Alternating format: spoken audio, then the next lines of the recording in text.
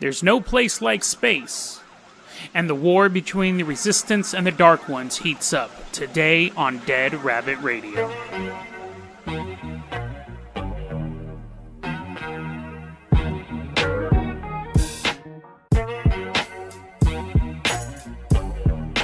Hey everyone, thanks for listening in to another episode of Dead Rabbit Radio. Episode 8, I think. Episode 8. I'm your host, Jason Carpenter.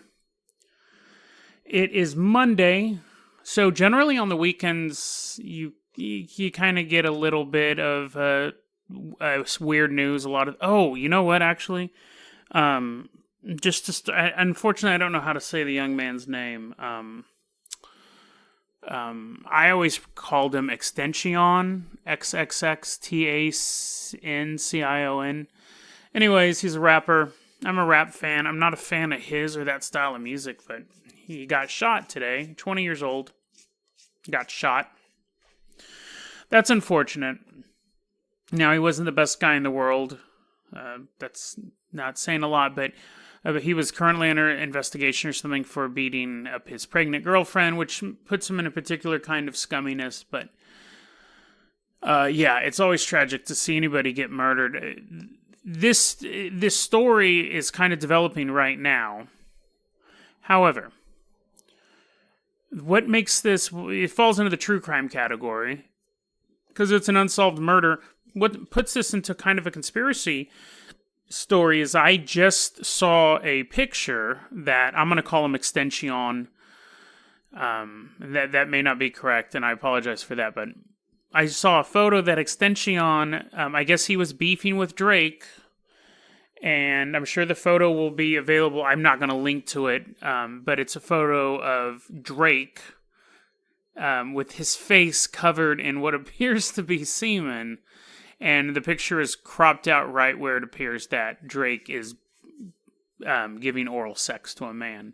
The side note, I was trying to make my episodes not so explicit, but unfortunately this one probably will have the little explicit logo next to it. So, Extension had been beefing with Drake. He posted a photo of Drake blowing a guy, apparently, with cum on his face. I just saw that picture. I don't know if it's accurate, it looks accurate. But anyways, so they're saying that Drake had Extension killed.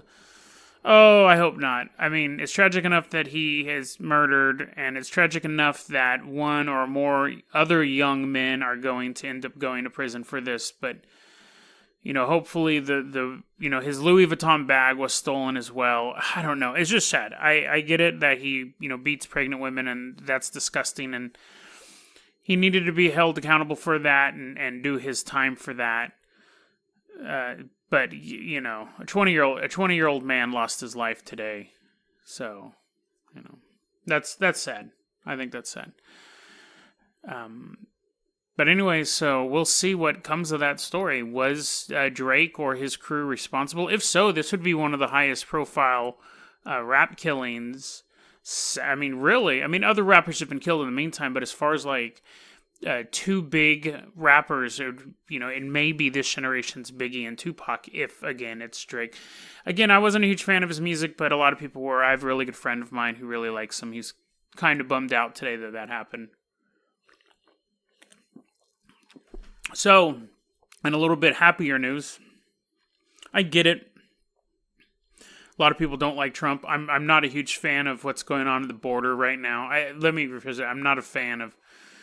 I don't know how to fix the situation at the border with the children, but that aside, because I don't want to get too political on the show, and I guess nowadays everything's political, but a couple months ago, Trump announced that he wanted to start a space force, and he was doing it at some sort of ceremony for the military or some football game for the military. And it's funny, because he goes completely off script like he always does, you see a bunch of young men standing behind him in the uniforms, and they're there to receive an award or it's part of some military celebration. And then Trump just starts going on about the space force, and go on, and eventually the young men in the back just kind of start looking at each other, laughing. It's actually really funny to see. I'll find that video and post it in the links.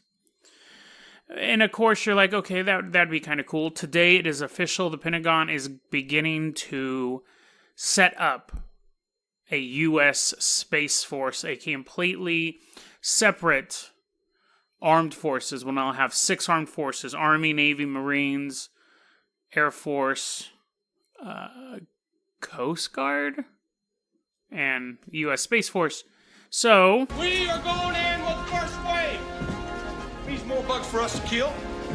You smash the entire area. You kill anything that has more than 2 legs. You get me? We get you, sir.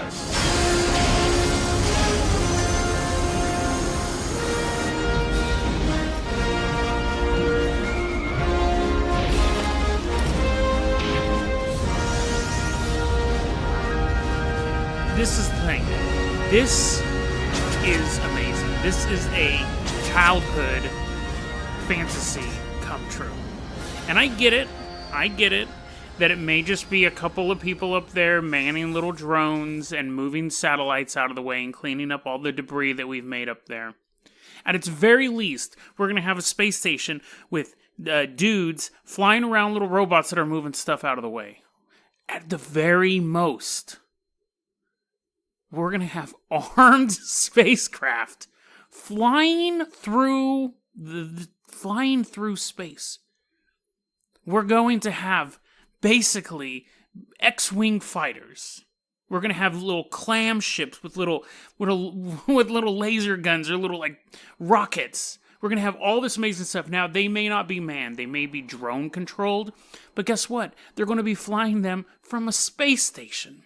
It's not going to be on Earth. You're not going to be sitting in some laboratory in Nevada flying these things. You're going to want to be up there flying around these little robots.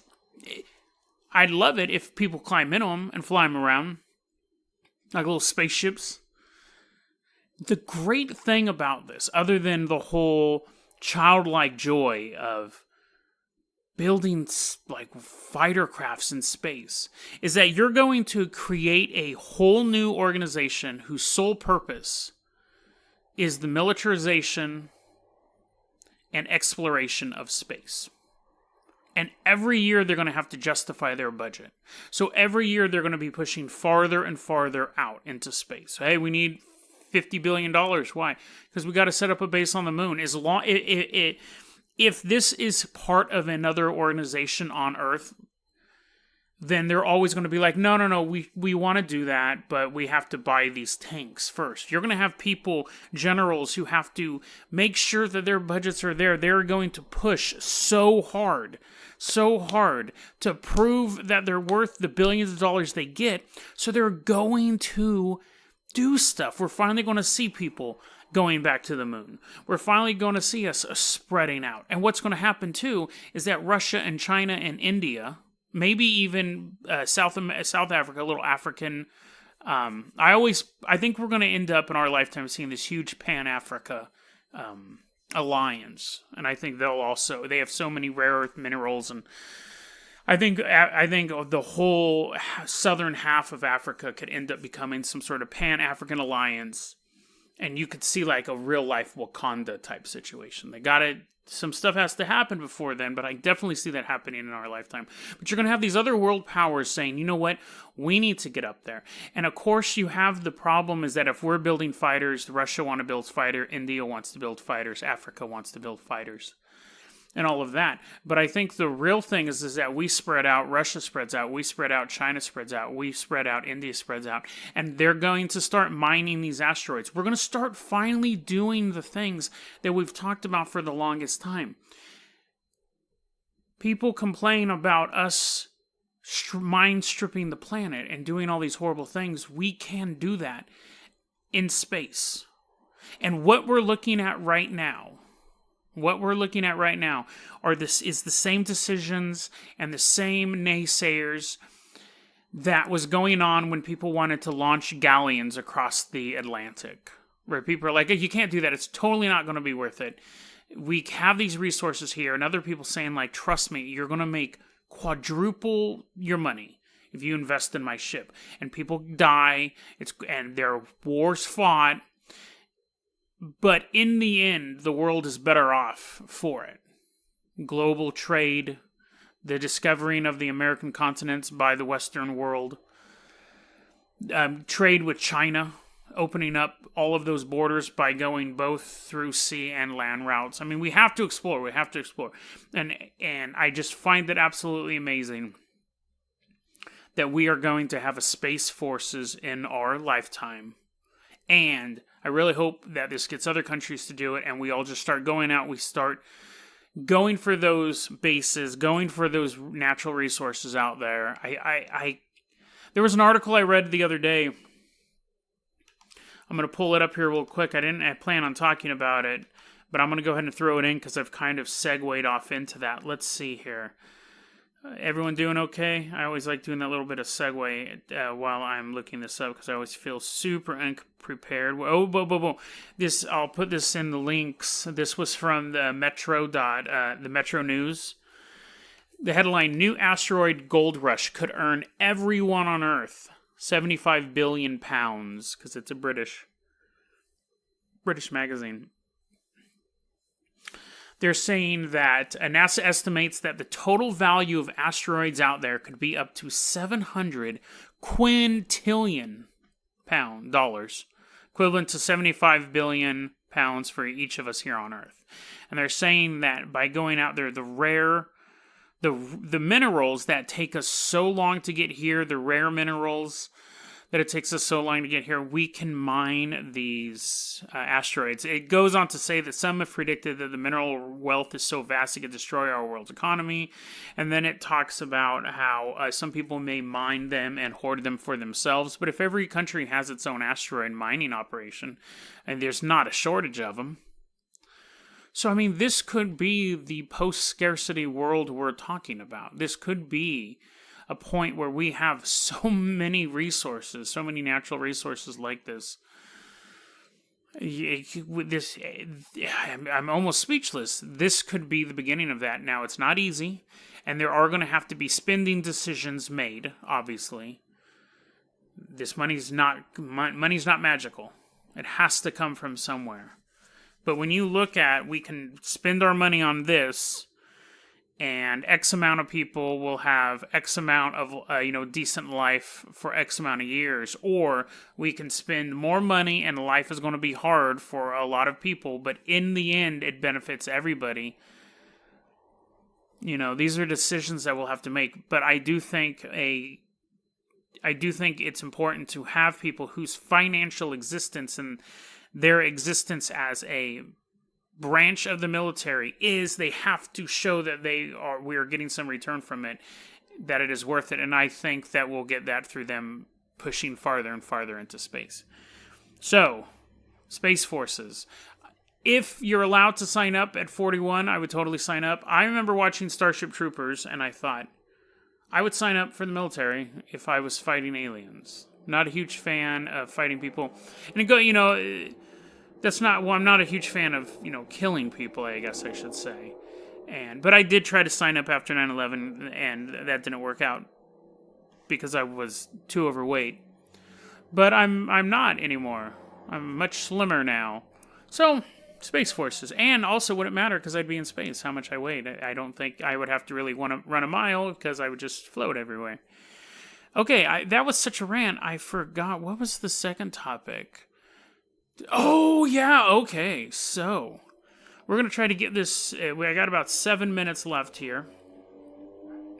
So, we'll see what we can do on this now. Not going to talk about John Gotti movie, even though that sounds absolutely terrible. I feel kind of bad for John Travolta. He's had 2 huge bombs. But anyways, maybe I'll talk about that later. Here's the thing. So, I stumbled across this group. They're called the Resistance Movement. Now, they're not the resistance movement, the political resistance movement, the resistance against Trump. They're not the resistance movement from Star Wars movies, which is stupid. But anyways, this is on their website, prepareforchange.net, and I'll post the link. Imagine this is your first. Imagine you just stumble across this website. No, better yet, imagine a friend that you really trust. You trust their judgment. You think, this person has their stuff together. And they say, you know what? Blank. You know what? Dead Rabbit listener, check out this website, preparerforchange.net. And you go to this website, and there's a picture that says the new Atlantis. And you're like, okay. And this is the first paragraph you read. The main body of the resistance movement came to Earth from Planet X with the aid of teleportation chambers in December 1999.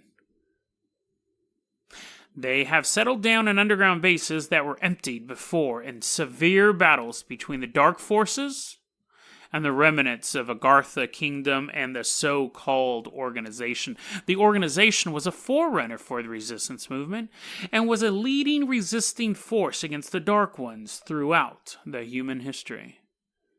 Between 1975 and 1999, they had their main command center about 1,000 feet below the underground railway system of New York. When the weakened forces of the organization were refreshed with members of the resistance movement, they renewed together many underground dwellings and moved their main command center to a new location. And the article goes on from there. So, there is a pull, there is a draw to living in a sci-fi universe. There is a draw to feel like there is a secret war going on that the world's not aware of, that one day you are woken up to that secret war. You are one of the few people who have that sacred information that the rest of the sheeple don't understand. But you do. And you know that when the time comes, two things are going to happen. One, you're going to know what's going on. You're going to know how to help the people close to you. And you're going to know how to help that cute girl that you've always had a crush on. You're going to be able to save her life and she'll reward you. Secondly, you're going to know what your true purpose is. You weren't born to be a college student in debt. You weren't born to be a tradesperson. You weren't born to be a barista or a clerk or unemployed. You were born to be a member of the resistance. And I get that appeal. I think that's just a natural thing in our world. Our world is fairly empty. We feel empty inside. Now, I feel my emptiness through stuff like this, by doing the podcast. I find this very, very fun. And I feel it through writing and doing artistic stuff and theater and things like that. And I think everyone can feel it some way. However, I think the easiest way to feel it is to daydream about stuff like this. Is there anything wrong with daydreaming? Not at all. If it interferes with your normal life, yes. But just daydreaming and sitting around and thinking, when the Dark Ones finally wage their final assault on this world, the resistance movement, because I've been reading these articles and I've been putting stuff in the comments, because I've been donating to them and buying their books, they know me. They know Jason Carpenter, and I know what's going to happen. So once I start to see the signs, the mass arrests, when the evil ones, the Dark Ones, finally make their big push to take back their planet, and the resistance and the organization and the Agartha Kingdom stand together, I will be the ones in the street standing there saying, "Stop, evildoer. I resist you." And I'll be a hero. But that's not the way the world works. I wish it was. It would be very exciting. That's not the way it works. It's too simple. Too simple even to think that the resistance movement came to Earth from Planet X with the aids of teleportation chambers in December 1999. And I think it's funny how specific that is. You can always sell a lie with specifics. That's one of the first things you learn is you're lying. Where'd you go? I went to the store. What'd you buy? Bread. versus where'd you go? Oh, I went to the store, I bought some bread, and and they gave me the wrong change, and you sell the lie with specifics. I don't think this is true at all. I think you've already probably gathered that, but I don't think anyone's teleporting from Planet X. And this whole article, I mean, there's a whole website. There's a ton of page for this. It looks like they're even running some scam for African children, which is disgusting. Anyways, this I'll go on a little bit more if you need it. The resistance movement, and again, this I think it sells it to the egos of the people who believe this. So let's say that I, Jason Carpenter, I'm 41 years old. I'm a clerk. I'm not, which is all pretty much true. I'm not really doing anything in my life. I feel empty, and I come across this. The resistance movement consists of 3 concentric circles. The inner circle has a few dozen members, which are leaders of the resistance. Only those with extraordinary skills and talents, and those that are willing to accept great responsibility can qualify for those positions. Whoa, well, I have extraordinary skills. Sometimes I can remote view while I'm sleeping. And sometimes when I see someone get a look across their face, I can tell they're annoyed by what I'm saying. I think I'm an empath. So right there, that first part, it just builds I'm definitely built for taking responsibility. I will be a leader in the resistance. Okay, or, next part, the middle circle consists of hundreds of thousands of, and these are actually their grammar. It's not me misreading it. The middle circle consists of hundreds, thousands of members with special gifts. Okay, so what type of special gifts do you think they're going to list here? When I was reading this the first time, 20 minutes ago, it says special gifts. I'm thinking like remote viewing or ESP or pyrokinesis. No, these are their special gifts. With special gifts for planning, organization, technology, research and development, psychology, medicine, healing, spirituality, creativity, art, music, ... So the middle circle, so this resistance movement has these leaders who have extraordinary skills and are willing to accept great responsibility, which is funny because whenever you get on a plane, they always ask, who do you feel responsible enough to open the door? And I can imagine these people being like, I'll do it. I am a leader in the resistance. But anyway, so then the second tier is people who have special gifts for planning. Who doesn't have a special gift for planning? Like, what makes one person a better planner than the other? But then it just kind of trails off. Medicine, healing, spirituality, have a special gift in spirituality, whatever. At least the first ones I can understand, like you're a really good organizer, you're, I guess, really good planner, you know about technology, but creativity, art, and music, it just is, why? Why? Basically, you make it so broad that anyone can be part of the second circle. How, and it goes on, I'll get to that in a second, I think. I don't know how much time I have left here. Not a lot. So I'm going to go on to this last circle here real quick. The outer circle are army forces. So then I'm like, oh yeah, I don't have a lot of special gifts with creativity, music, or art. And I'm a terrible planner. And I don't have I don't want great responsibility, so I can't be a leader. So the outer circle are army forces. This is where the young guy who wears biker gloves and doesn't own a bike and dresses in all black with the trench coat. He's like, yeah, I'll be in the army forces. That's me. These are not soldiers as we know them on the surface, but experienced interplanetary fighters who do not fight only with blind force, but have reached a high level of spiritual development also. Their purpose is to liberate the surface of Earth from the dark forces and to assist humanity in building a new civilization. Ah, wrestling dark ones. Don't get my outfit dirty, though, because I have to take it to the dry cleaner. Going back to what I said a couple episodes...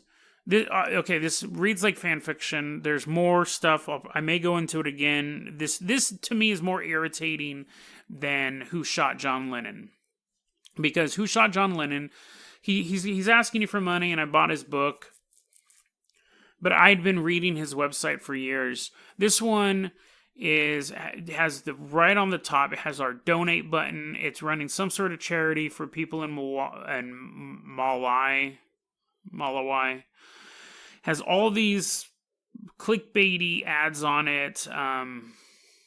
This is a money-making operation. The Who Shot John Lennon is a guy who is tormented with what he sees as the truth. This is a money-making operation. They're selling people a bill of goods. The Resistance doesn't exist. The Dark Ones doesn't exist. They don't exist. All of this stuff is fake, and people are buying into it, and you're selling people something because they have nothing else. They have that hole in them. And you're taking advantage of that. And that's what pisses me off. That's what pisses me off the most about conspiracy theory stuff. If you want to tell a story, tell a story. Don't sell a story. I'm Jason Carpenter, and this is Dead Rabbit Radio.